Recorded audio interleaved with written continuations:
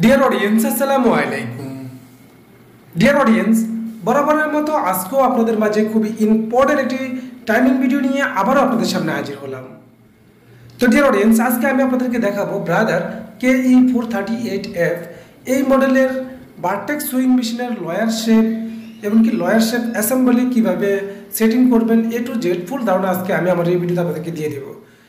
তারপরে ভিডিওটি শুরু থেকে শেষ পর্যন্ত মনোযোগ সহকারে দেখতে থাকুন এবং জেনে নিন ভার্টেক্স মেশিনের লয়ার শেপ অ্যাসেম্বলি কীভাবে সেটিং করতে হয়। আমরা পেতেছি ছোট্ট একটি ইন্ট্রোর পর, আমাদের সঙ্গেই থাকুন।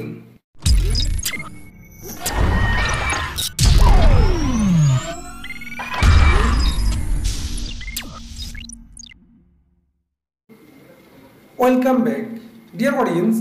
আজকে আমি যে ভিডিওটি নিয়ে আপনাদের সামনে হাজির হলাম, এই ভিডিওটি বহুতই ইম্পর্টেন্ট একটি ভিডিও। কেননা এই ভার্টেক্স সুইং মেশিনের যে লয়ার শেপ বার এমনকি লয়ার শেপের বারের সাথে যে অ্যাসেম্বলি আছে, সেই অ্যাসেম্বলি পিনিয়াম টাইমিং কীভাবে করতে হবে সেটাই আমি আমার এই ভিডিওতে আপনাদেরকে দেখিয়ে দেবো। তো এই পার্টটি হলো 2 অর্থাৎ 2 নম্বর পার্ট আমরা দেখাইতেছি। 1 নম্বর পার্ট কীভাবে আপনারা এই লয়ার শেপ বাইর করবেন এবং কীভাবে এটা খুলবেন। সেই লয়ার শেপ খোলার জন্য কিন্তু নির্দিষ্ট একটি সিস্টেম আছে। সেই সিস্টেম অনুযায়ী যদি আপনি না খুলতে পারেন তাহলে আপনার কোনোভাবেই আপনি স্ক্রু লুজ করতে পারবেন না। কারণ এই লয়ার শেপের স্ক্রুগুলো আমাদের মেশিনের মেইন যে বডি, এই বডির মাঝখানে লুকানো থাকে। তাই এই যে শেপটি লয়ার শেপটি বাইর করার জন্য আমাদের নির্দিষ্ট একটি সিস্টেমেটি আছে এবং একটি ফরম্যাট আছে। সেই ফরম্যাট অনুযায়ী আমাদেরকে এই বারটি বাইর করতে হয়। যদি এই বারটি কীভাবে বাইর করতে হয় যদি না জানা থাকে তাহলে অবশ্যই আমার এই পার্ট 1 যে ভিডিওটি আছে সেই ভিডিওটি দেখে নিতে পারবেন। তো আজকে আমরা পার্ট 2তে দেখাবো যে আপনারা কীভাবে এই লয়ার শেপ বার ভিতরে ঢুকাবেন এবং কীভাবে এটাকে সেট আপ করবেন এবং কি লয়ার শেপের বারের সাথে যে অ্যাসেম্বলিগুলো আছে সেই অ্যাসেম্বলিগুলো আপনারা কীভাবে অ্যাডজাস্টমেন্ট করবেন। তাই আমরা শুরুতে মেশিনটি উল্টিয়ে নিলাম। উল্টিয়ে নেওয়ার পর আমাদের এখানে যে পিনিয়াম সেটটা আছে, এই পিনিয়াম সেটের কিন্তু একটি অ্যাডজাস্টমেন্ট আছে, সেই অ্যাডজাস্টমেন্ট আমাদের করতে হবে।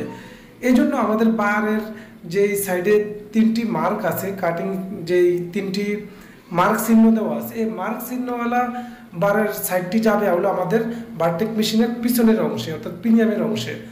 আর যে পাশে কোনো মার্ক নেই সেই পাশে থাকবে আমাদের শেডেল এবং কি কেরিয়ার। তো আমরা কেরিয়ারটি সমান একদম বারের বরাবর রেখে স্ক্রুটা টাইট করে নিলাম। এখন আমরা এই লয়ার শেপটি আমরা ভিতর দিকে ঢুকিয়ে দিলাম। ঢুকানোর পরে আমাদের এখানে যে পিনিয়াম, এই পিনিয়ামের আগে কিন্তু একটি কলার শেপ আছে। এই কলার শেপের কাজ হলো আমাদের পিনিয়ামটাকে এমনকি বারটাকে যাতে ধরে রাখে, সেই জন্য দুই পাশে দুটি কলার শেপ দেওয়া আছে। তো আমরা কলার শেপের এদিক দিয়ে ঢুকিয়ে দিলাম। শুরুতে আমাদের এই স্ক্রুগুলো লুজ করে রাখতে হবে। তো আমরা এখানে পিনিয়ামের মাঝখান দিয়ে ঢুকিয়ে বাইরের যে কলার শেপ সেখান দিয়েও আমরা ভিতরে প্রবেশ করিয়ে দেব।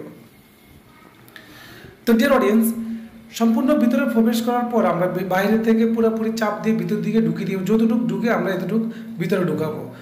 তো ঢুকানোর পর এখানে আমাদের যে কাজটি করতে হবে, এখানে যে ইম্পর্টেন্ট কাজটা সেটা হলো আমাদের এই যে পিনিয়াম মাঝখানের এই পিনিয়ামের যে টাইমিং, সেই টাইমিংটা করতে হবে। এই টাইমিং করার জন্য পিনিয়ামের যে ফার্স্ট স্ক্রু অর্থাৎ আমাদের মেশিনের সঠিক রোটেশনে ঘোরানোর পরে যে প্রথম যে স্ক্রুটা আসবে, সেই স্ক্রুটা আমাদের যেই লয়ার শেপের বারটি আছে, এই লয়ার শেপের বারের যে মার্কটা দেখানো হয়েছিল 3টি মার্ক, এই 3টি মার্ক কিন্তু আমাদের এই স্ক্রুতে প্রবেশ করবে। অর্থাৎ কলার শেপের মধ্যে যেই প্রথম স্ক্রুটা সেটা মার্কের মধ্যে পড়বে এবং পিনিয়ামের মধ্যে যে স্ক্রুটা সেটাও আমাদের মার্কের মধ্যে পড়বে।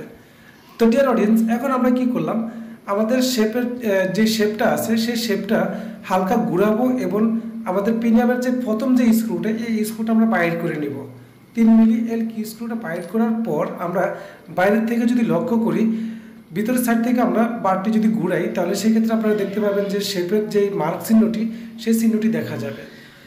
অবশ্যই আপনারা এই যে বারের বাইরের অংশ দিয়েও দেখতে পাচ্ছেন যে কলার শেপ, এই কলার শেপের এদিক দিয়েও দেখতে পাচ্ছেন। এখানে বরাবর এই 3টি স্ক্রু আমাদের শেপের মধ্যে রাখতে হবে। তো প্রথম যে 3টি স্ক্রু, এই 3টি স্ক্রু আমাদের শেপের বরাবর রেখে আমরা স্ক্রুগুলো খুব ভালোভাবে শক্ত করে টাইট করে দেব।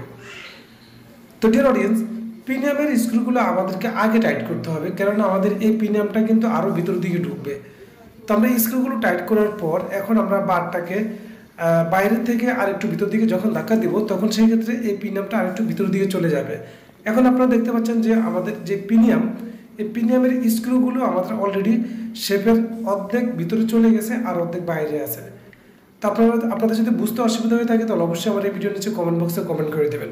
তো এই সমস্যাটা কিন্তু খোলার ক্ষেত্রেও হয়। আপনি যখন খুলতে যাবেন তখন এই স্ক্রুগুলো অর্ধেক থাকে পিনিয়ামের বাইরের অংশে আর অর্ধেক থাকে মেশিনের যে বডি, এই বডির ভিতরের দিকে। তখন সেই ক্ষেত্রে আপনি চাইলে এই লিঙ্কিটা ভিতরে প্রবেশ করাতে পারবেন না।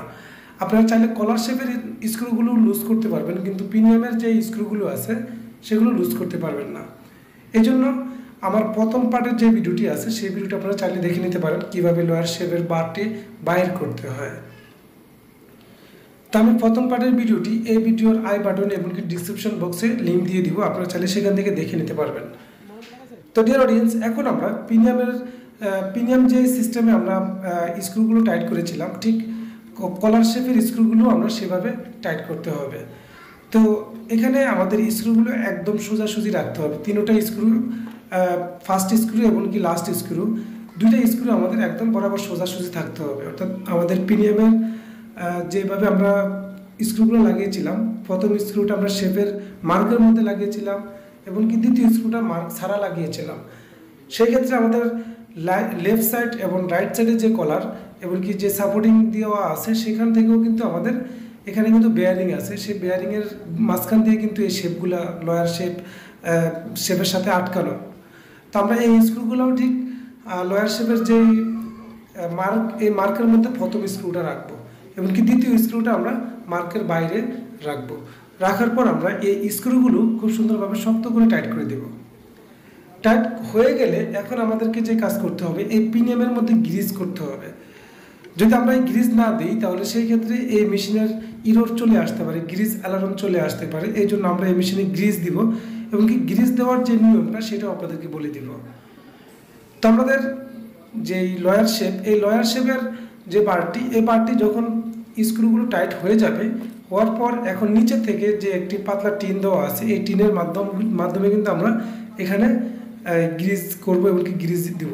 তো আমরা এখানে যে টিনের পাতিটি আছে সেই দুটি স্ক্রু লাগিয়ে দিব। লাগানোর পর এখন আমরা এই টিনের যে গাইডটি স্টিলের, সেই গাইডের ভিতর দিয়ে আমরা এখন এই মেশিনের মধ্যে গ্রিজ ব্যবহার করব। তো আমরা একটি আঙ্গুল দিয়ে গ্রিজ নিব এবং এই যে পিনিয়াম সেট, এই পিনিয়াম সেটের ভিতরে একদম ভিতর দিকে আমরা গ্রিজটা ঢুকিয়ে দিব। তো বরাবর যতটুকু গ্রিজ আমাদের প্রয়োজন আমরা এতটুকু গ্রিজ দিয়ে, মোটামুটি একদম কমও না আবার একদম বেশিও না, আমাদের যতটুকু প্রয়োজন পরিমাণ মতো আমরা গ্রিজটি দেব। গ্রিজ দেওয়ার পরে এখানে যে ঢাকনা আছে কাভার, সেই কাভারটি দিয়ে এই গ্রিজটাকে বন্ধ করে দিতে হবে। তো ডিয়ার অডিয়েন্স, গ্রিজ দেওয়ার পর আমাদের এই যে মাঝখানে যে আমরা যেখানে গ্রিজ দিয়েছিলাম সেই গ্রিজ দেওয়ার চারপাশে কিন্তু একটি গ্যাসকেট দেওয়া, সেই গ্যাসকেট দিয়ে কিন্তু আমাদের কাভারটি বন্ধ করতে হবে। তো ডিয়ার অডিয়েন্স, আমার এই ভিডিওটি যদি আপনাদের কাছে ভালো লেগে থাকে তাহলে অবশ্যই একটি লাইক করে দিবেন এবং আপনাদের যে কোনো মতামত আমাদের এই ভিডিওর নিচে কমেন্ট বক্সে কমেন্ট করে দিবেন। এবং আপনি যদি আমার চ্যানেলে নতুন হয়ে থাকেন তাহলে অবশ্যই আমার চ্যানেলটি সাবস্ক্রাইব করে রাখবেন এবং পাশে থাকা ঘন্টা আইকন বেলটি বাজিয়ে রাখবেন এই ধরনের নিত্য নতুন ভিডিও নেক্সট টাইম পাওয়ার জন্য।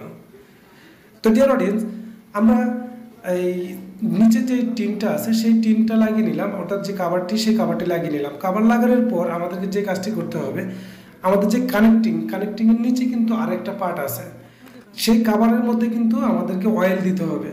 কেননা আমাদের এই যে পার্টটা, এই পার্টটার মধ্যে অলরেডি ফোম দেওয়া আছে। এখানে এই ফোমটা যদি আমরা অয়েল দিয়ে ভিজিয়ে না দিই, তেল দিয়ে ভিজিয়ে না দিই, তাহলে সেক্ষেত্রে আমাদের মেশিনের যে মেইন যে কানেক্টিং আছে উপরের শেপের সাথে এবং নিচের শেপের সাথে যে কানেক্টিং, সেই কানেক্টিংটা জাম হয়ে যাবে। এই জন্য আমরা এখানে একটু অয়েল দিয়ে দিলাম।